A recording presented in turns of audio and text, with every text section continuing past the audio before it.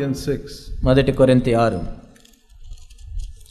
When you give your body to the Lord, మీరు మీ దేహాన్ని ప్రభువుకి ఇచ్చినట్లయితే, and you don't commit sexual sin with your body, మీ దేహంతో లైంగిక సంబంధమైన పాపం చేయకుండా ఉన్నట్లయితే. See, so many young people now, they are watching all types of filthy things on the computer.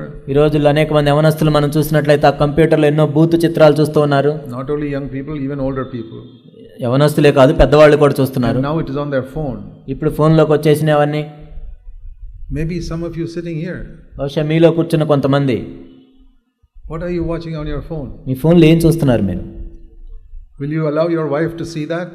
ఒకవేళ మీ భార్య కూడా చూసేటట్లు మీరు అనుమతించగలరా? Will you allow your mother to see it? మీ తల్లి కూడా పక్క నుండి చూసేటట్లు మీరు అనుమతించగలరా? You're ashamed. లేకపోతే నువ్వు సిగ్గుపడుతున్నావా? But the angels are watching it all the time, what you're seeing. కానీ నువ్వేం చూస్తున్నావో దేవదూతలు ఎప్పుడు చూస్తూనే ఉన్నారు. And Jesus is watching all the time what you're seeing. కాబట్టి నువ్వేం చూస్తున్నావు, యేసు ప్రభు కూడా ఎప్పుడు చూస్తూనే ఉన్నారు. You're not bothered about Jesus, you're bothered about your mother and your wife.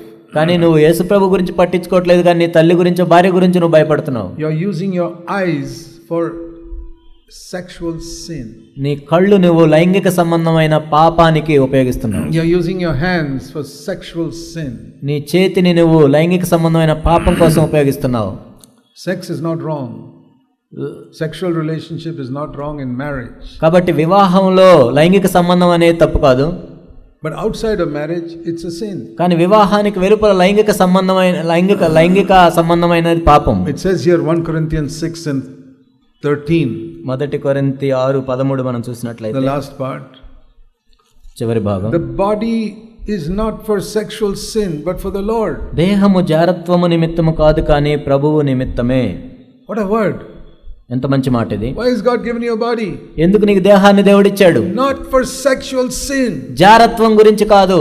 Not for you to use your eyes to see those filthy things on your phone or computer. నీ ఫోన్లోనో కంప్యూటర్లోనో భూత చిత్రాలు చూడటానికి దేవుడు నీకు కళ్ళు ఇవ్వలేదు. We must run away from it. దాని నుంచి మనం పారిపోవాలి. That thing is too strong for you. ఒకవేళ అది నీకు temptation, ఆ శోధన నీకు బలంగా అనిపిస్తే, so it says in verse 18, run away from it. 18వ వచనం, జారత్వానికి దూరంగా పారిపో. Run away from sexual sin. జారత్వం నుంచి దూరంగా పారిపో. The Bible never says run away from the devil. అపవాది నుండి దూరంగా పారిపోమని బైబిల్ ఎప్పుడు చెప్పలేదు. James 4:7 says resist the devil, he will run away from you. యాకోబు 4:7 అపవాదిని ఎదిరించేటప్పుడు అపవాది మీ యొద్ద నుండి పారిపోతాడు. But when sexual sin comes you must run away. కానీ జారత్వం వచ్చినప్పుడు మీరు పారిపోవాలి. Understand this. మీకు అర్థమైంది అనుకుంటాను. When the devil comes you resist him, he will flee away. అపవాది నీ దగ్గరికి వచ్చినప్పుడు నువ్వు అపవాదిని ఎదిరించినట్లయితే అపవాది నీ దగ్గర నుంచి పారిపోతాడు. But when sexual sin comes on your phone or computer you run away from it. కానీ లైంగిక సంబంధమైన పాపం నీ దగ్గరికి వచ్చినప్పుడు నువ్వు పారిపోవాలి. What is the meaning of running away? పారిపోవడం అంటే ఏంటి? Turn off that phone. ఆ ఫోన్ ని స్విచ్ ఆఫ్ చేసేయ్. Turn off the computer. Computer ని ఆఫ్ చేసేయ్. Go away చేసేయ్. from there. అక్కడి నుంచి వెళ్ళిపో. Go for a walk or do something else. ఒక నడకకో లేకపోతే వేరే పని చేసుకోవడానికి వెళ్ళిపో. Sexual sin is stronger than the devil. లైంగిక సంబంధమైన శోధన అనేది అపవాది కంటే ఎంతో భయంకరమైనది. Because it never says run away from the devil. ఎందుకంటే అపవాది యొద్ద నుండి పారిపోమని ఎక్కడ చెప్పబడలేదు. It says run away from sexual sin. జారత్వం నుంచి పారిపోండి అని ఉంది. But James 4:7 says, కానీ యాకోబు 4:7 ఏం చెప్పబడిందంటే, you submit to God first. మొట్టమొదట మీరు దేవునికి విధేయ చూపించినట్లయితే, and you resist the devil, he will run away from you. మీరు దేవునికి లోబడి అపవాదిని ఎదిరించినట్లయితే అపవాది మీ వద్ద నుండి పారిపోతాడు. Compare these two verses. ఈ రెండు వచనాలను మనం పోల్చి చూసినట్లయితే 1 Corinthians chapter 6 and verse 18. మొదటి కొరింథీ 6:18, run away from sexual sin. జారత్వమునకు దూరంగా పారిపోవుడి. And 1 James 4:7, యాకోబు 4:7, submit to God, దేవునికి లోబడి ఉండండి, resist the devil, he will flee from you. అపవాదిని ఎదిరించండి, అప్పుడు అపవాది మీ వద్ద నుండి పారిపోవును. Some people are scared of the devil but they are not scared of sexual sin. కొంతమంది అపవాదిని చూసి భయపడతారు కానీ జారత్వాన్ని చూసి భయపడరు. You go and ask David. వెళ్ళి మీరు దావీదుని వెళ్ళి అడగండి. David, దావీదు, who is stronger? ఎవరు బలమైన వాళ్ళు? Goliath or Bathsheba? గొలియాతా బత్షెబానా? What is the answer? ఏంటి దానికి జవాబు? What do you think? మీరేమనుకుంటారు? Have you read the Bible? మీరు బైబిల్ చదివారా? Who is stronger, Goliath or Bathsheba? ఎవరు బలమైన వాళ్ళు? గొలియాతా బత్షెబానా? Who should you run away from? ఎవరి దగ్గర నుంచి పారిపోవాలి? We read when Goliath came against David. మనం చదువుతాం, గొలియాతు దావీదుకి విరోధంగా వచ్చినప్పుడు David ran towards him and killed him. దావీదు గొలియాతు వైపుగా పరిగెత్తి గొలియాతును చంపేశాడు. But when Bathsheba came, కానీ బత్షెబా వచ్చినప్పుడు David should have run back into his bedroom. నిజానికి దావీదు వెనక్కి తన బెడ్రూమ్ లోకి పారిపోవాలి. He did not do that. కానీ ఆ విధంగా చేయలేదు. And he fell into sin.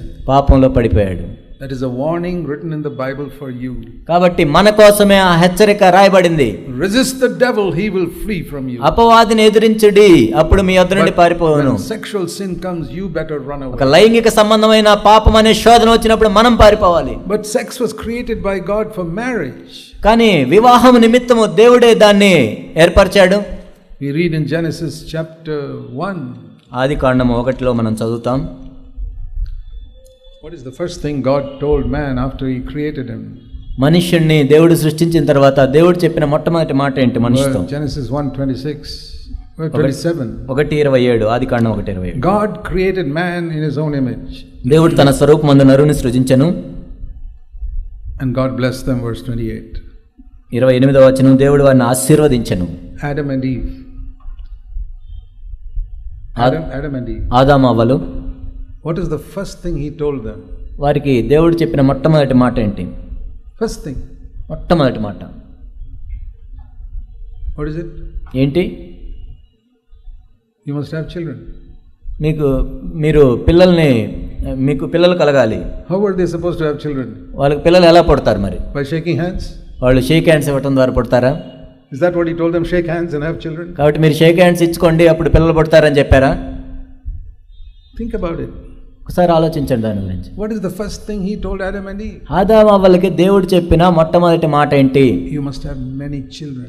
మీరు అనేక మంది పిల్లలను కనాలి. The only way to have children is if you have a good sexual relationship. కాబట్టి మంచి లైంగిక సంబంధం ఉంటేనే పిల్లలు పుడతారు. But don't have it with other women. కానీ వేరే స్త్రీతో ఆ విధంగా కలిగి ఉండొద్దు. Don't look at other women's pictures on your phone or anything. నీ కంప్యూటర్లోనో ఫోన్లోనో వేరే స్త్రీ బొమ్మలు చూడొద్దు. So let me turn back to 1 Corinthians 6. మొదటి కొరింథీ 6 మనం చూసినట్లయితే, The body is not for immorality. దేహము జారత్వం కోసం కాదు. 1 Corinthians 6. మొదటి కొరింథీ 6 verse 13. 13వ వచనం. The body is not for immorality. దేహము జారత్వము నిమిత్తము కాదు But గాని for whom is it? ఎవరి కోసం మరి? The body is for the Lord. దేహము ప్రభువు నిమిత్తమే. And when your body is for the Lord, ఎప్పుడైతే మన దేహం ప్రభువు నిమిత్తం మాత్రమే ఉంటుందో, here is a promise. ఇక్కడ ఒక వాగ్దానం ఉంది. The Lord will be for your body. అప్పుడు ప్రభువు కూడా దేహం నిమిత్తం ఉంటాడు. I am nearly 80 years old now. నాకు ఇప్పుడు దాదాపు 80 సంవత్సరాలు ఉన్నాయి.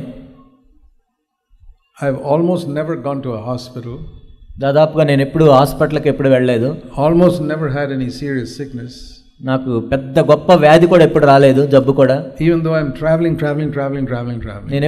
నేను ప్రయాణాలు చేస్తూనే ఉన్నా కానీ, eating all types of food in all types of places. అన్ని రకాల ప్రాంతాలకు వెళ్ళి అన్ని రకాల ఆహారం తింటున్నా. Small sicknesses, many of them. చిన్నవి చాలా వచ్చినాయి.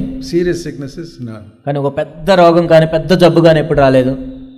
And amazingly, I have never missed a meeting due to sickness in all these 40-50 years. ఈ 40-50 సంవత్సరాల నుంచి అద్భుతం ఏంటంటే, నాకు ఏదన్నా ఒక జబ్బు పట్టడం వల్ల నేను ఎప్పుడు ఒక మీటింగ్ కూడా మిస్ అవ్వలేదు. It's not that I'm not sick. Sometimes I get a fever, sometimes I get a flu. అంటే ఒక్కోసారి నాకు జలుబు చేస్తుంది, జ్వరం వస్తుంది. Sometimes I'm coughing for 2 weeks. లేకపోతే ఒక 2 వారాలు నాకు దగ్గు వస్తుంది. But that's usually between the conferences, not during the conference. అవి కాన్ఫరెన్స్ కి మధ్యలో ఆ విధంగా జరుగుతూ ఉంటుంది. God is good.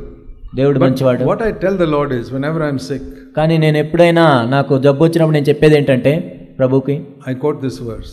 నేను ఈ వచనం చెప్తాను. I say, Lord Jesus, ఓ ప్రభువా, you know, మీకు తెలుసు, I use my body only for you. నా దేహము నేను మీకోసమే ఉపయోగించాను. Not for immorality. జారత్వం కోసం ఉపయోగించలేదు. Not worshipping my stomach. నా కడుపుని నేను ఆరాధించుకోలేదు.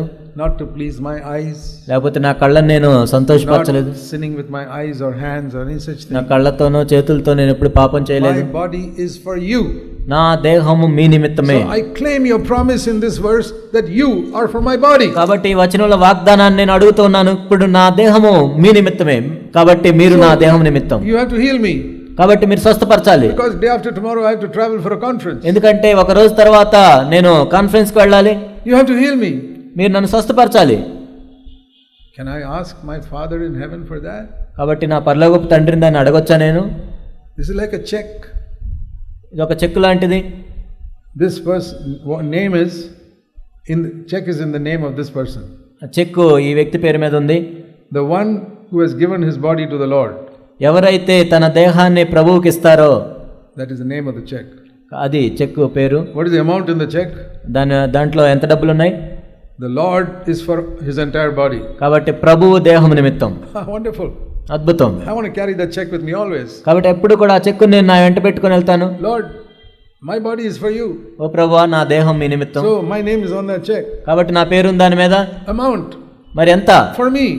నా కోసం ఎంత వస్తుంది? The Lord is for my body. ప్రభువే నా దేహం నిమిత్తం. Here, Bank of Heaven, I give this check, please put it in my name. కాబట్టి పరలోక బ్యాంకులో ఇస్తాను, ఈ చెక్కు నా పేరు మీద నా ఖాతాలో వేయండి.